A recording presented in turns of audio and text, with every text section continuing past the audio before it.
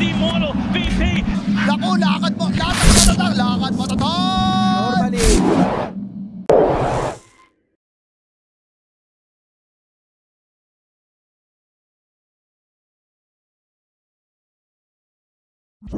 Beastmaster. It's where both supports are very weak for him after that laning stage, and then you're playing versus a Spectre. Once you get Helm with the Dominator, Stonebank has to leave, so it makes you wonder if DogChamp are going to be able to find those easy kills. Too, but Bloody 9 doesn't want to let him do that. Yeah, no, it's annoying, and Vitaly's already prepared himself for this lane in not going for just the pure rush of the Helm of the Iron Will. He's done this, but I think he might just be dead. Yeah, that's a brutal spell, level 1. Crystal Nova at hit step, sitting on maybe a little bit lower HP. Actually, gets a Tango pass to him from Stonebank, but it's where without that creep pool, your Nyx Assassin is not getting his level 2. He's having to sap from Vitaly. Vitaly's not going to get his level 5 all too fast. And maybe get a kill into B9 here, but with the stick... Oh, what a carapace. Nice.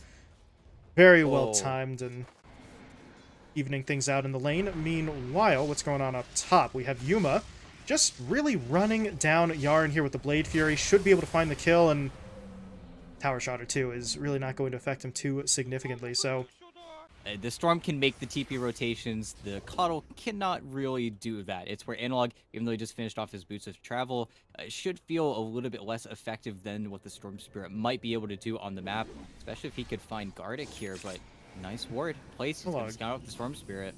Actually just TP'd himself bot, but this play's taking too long to develop. By the time they get here, Yarn has arrived. He's going to try and go for some haunt plays to dance around him, and well, that keeps him alive for now, but that's only because Hokori are just going to turn their attention to the easier kills. They took down B9 already. Yarn trying to sort of hide in the tree line, but they've got the Hawk here for vision the whole way through. They'll clean up both of the supports. Can they get Stonebank? They knock him back. They hit him with the Illuminate. There's going to be the... give this up uncontested.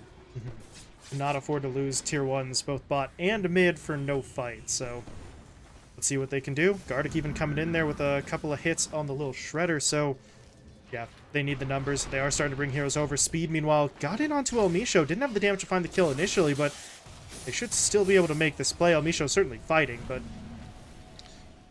I mean, if we get a stat item on Jug and this B can be finished up on Analog, suddenly the team fight from DogChamp is going to get a little bit too difficult. It's where we might need to look for that much later timing. And Speed in the offlane, he's getting a 4-staff. He's getting kind of these utility items instead. We're not seeing that turnaround for items like the Echo Saber into the BKB. It's where you do have to be very careful here. Analog is kind of testing the waters here. You might lose your snap, but look at the heal. Gardic's not dead. Okay. Got the D ward. He should go down now, but B9. Trade. Yep. Of course, with the Beastmaster, it's not the slowest in the world, but this is going to be, again, that forcing play. It's saying to the enemy team, hey, come here. We need to fight. You guys should look at us right now. But the toss. Okay.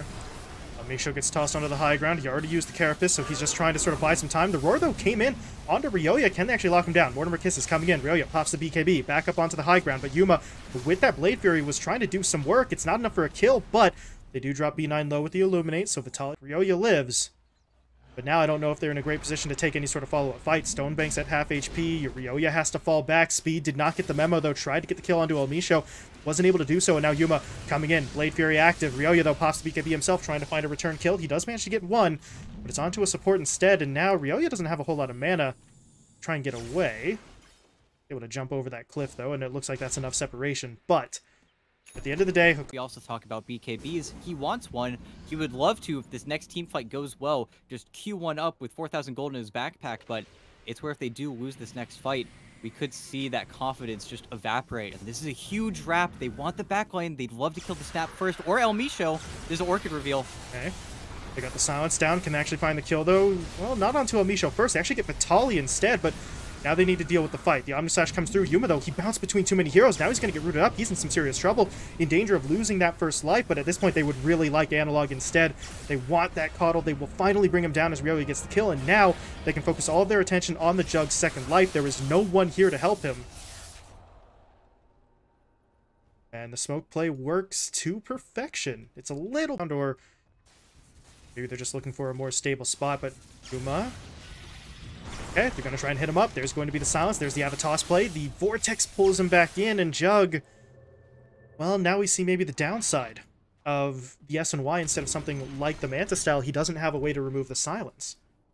Yeah, just gets hard punished. Really smart play from that duo core. Just knowing they have enough damage there. He gets a Stormcrafter. If he gets a Stormcrafter, we could see something like that get slotted in. But no, that's an unfortunate timing for Yuma. That was their next push onto that bottom tier 2 while there was still maybe 20 or 30 seconds on the haunt. But Ryoya, oh my goodness.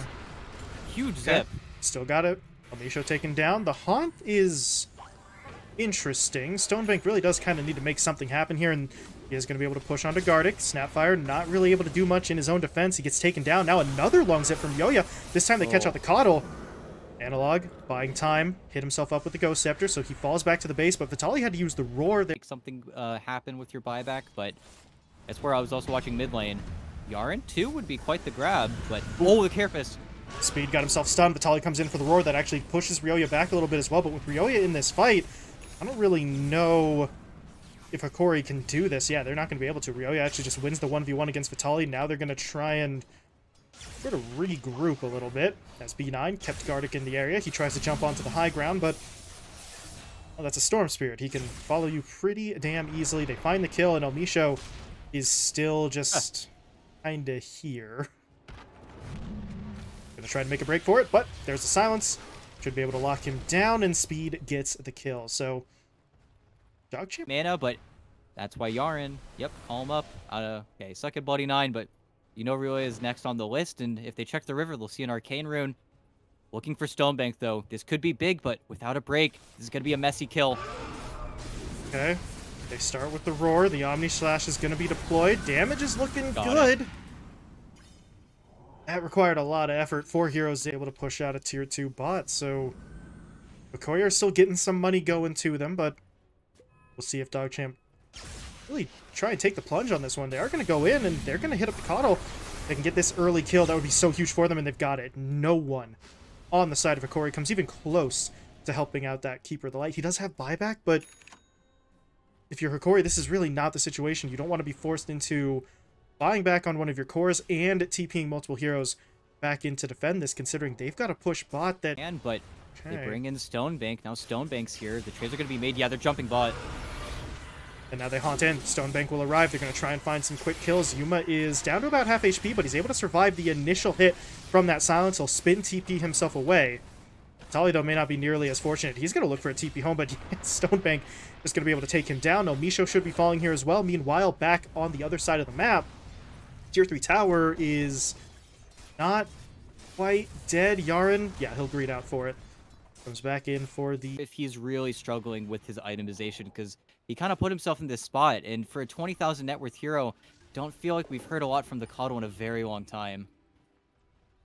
Fortunately for Hokori, this is kind of the exact wall that they ran into in their previous series, as we'll watch the fight instead. Ryoya's going to jump in. Gardic dropping low, taken down. Vitaly's in some trouble as well. BKB doesn't really do a lot to protect him from that physical damage.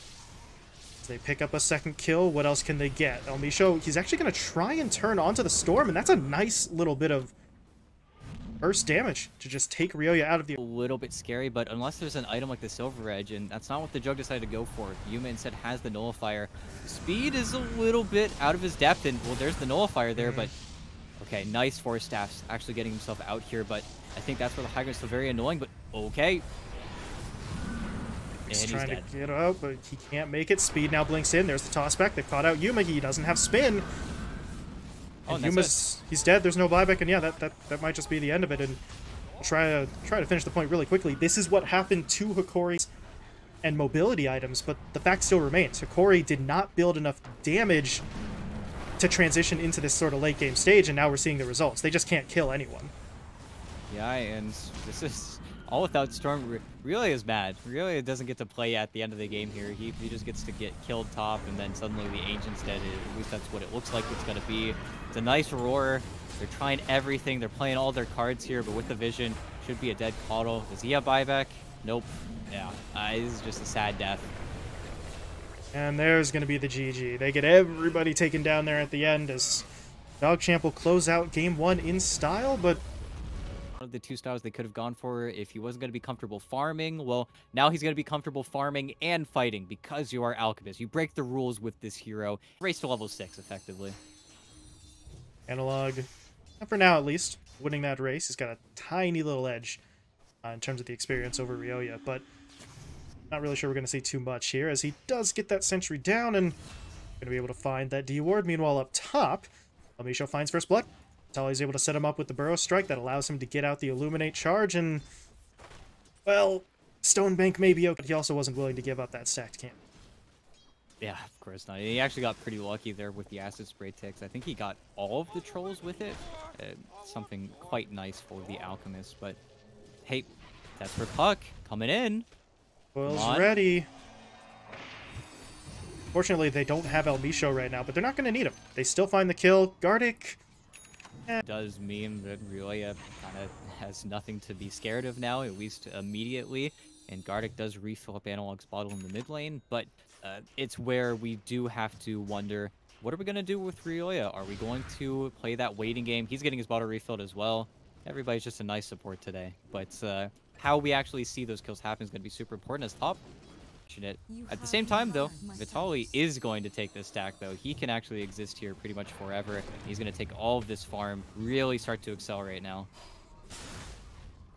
Gotta be careful. His HP is a little bit low, but he should be just fine. Meanwhile, Yuma, well, you're going to try for this. They get the Vortex into the arrow. Starstorm's there as well. Speed gets pushed back by the cogs, but Ryoya's still able to find the first kill. The question is, can they get Yuma a second time?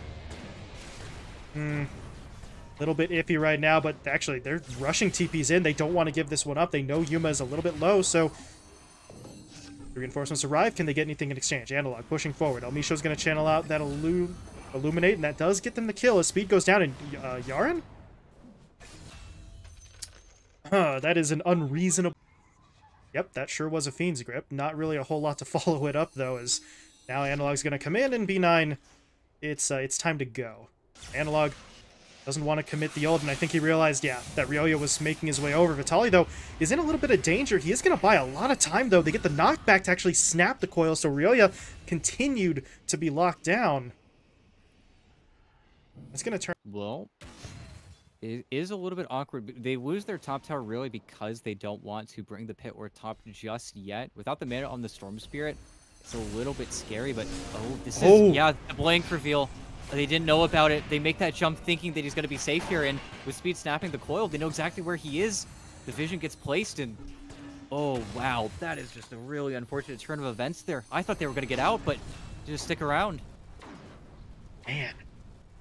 Yeah, they didn't see the blink before they went in. Ryoya zipped just short enough where he actually zipped it directly at the clock players. Your teammates aren't always aware of your exact location, especially in relation to where they're standing themselves. So Gardic, probably a little bit upset that he misses on that one, but they're just going to have to try and regroup. The problem is Yuma's getting hit up here in the middle lane. That arrow actually didn't connect, though, but Tali's going to try and make a move anyway. He goes in. There's going to be the ep. Actually, he didn't go for the epi. He faked out the channel. They're able to take down Bloody Nine either way, but now the buyback's coming in. They threw a Dream Coil down onto Stonebank, but this just feels way too broken up for them. They need to try and fall back now as... Oh, Vitaly to get off a stun. Ryoya, though, still alive, trying to fight his way through this. Vitaly's now the one in trouble. Stunned up by the concoction. Starstorm comes through. Yaren picks up the kill. And they know Gardic is probably still in the pit. He does have the hookshot now. Can he hit a creep? Does he even try right now? He might not get the chance. He's going to get hit up by the Nightmare. There's the unstable concoction. Gardic incredibly fast here. This is also quite a smart choice. Unfortunately, neither Analog or Vitaly can really help all too much. It is still kind of just a whatever Roche, but with the hookshot, they have to be a little bit scared. But what a Fiend's Gate. Speed. Well, now Stonebank just makes the move. Use it as a distraction. They're in onto Yuma. They're going to take down his first life. Vitaly, though, trying to channel out the ult. He's going to jump in, hitting up two. Yaren taking down first. Yuma, well, coming back up, but he's coming back up into a whole hell of a lot of hate. They lock him down. They finish him off. And if you're Vitaly, I mean, it's a nice play. It's a lot of damage. You very nearly kill the Storm. If he does finish, he's not really going to be able to make anything with this. That's a self-stun, but no significant consequences as Gardic gets taken down. But now Vitaly, he might be in even more danger. There's going to be the Nightmare coming out into the arrow. Speed TPs his way over as well. Vitaly is not going to be able to make it out. He's rooted up, taken down. Meanwhile, Ryoya actually zipped all the way over looking for Elmisho, and he did find him. Coddle, trying to hide in the trees, is not able to get himself out. That much you can do if you're Hokori right now. At least the Aegis will expire in a second here, but the question right now is, can you farm to fix your issues? Can you do really anything the later this game goes on, or are you farming towards this point where the game is not really going to matter? I mean, Vitaly got his Boots of Travel finished. That's great, but give another 5-10 minutes. Is that going to matter in Bloody 9? Well, that's insane. Gets the grip on the puck. No lane ward, nothing. Just in the nighttime, a slow reaction from the puck, and then a zip from Ryoya all the way in the triangle, because Storm can do that, because that's fair. And then back bottom, the Fiend's Gate, they're not going to be ready for this. They need to leave. Hokori need to run. Horseman's coming. Amisha gets taken down first. Gardic, that's an interesting hook. It does connect onto B9. The problem is it hooks him directly into Ryoya's line of fire, and they did not identify where the other side of that Fiend's Gate. Just finished up an Orchid. He has that silence if he needs to. He can make it happen. And Vitaly, there he goes. Okay. Is there enough damage here? They will take down B9. That's a solid start, but they're going to need more. They need to deal with Stonebank, who just 1v1s Yuma.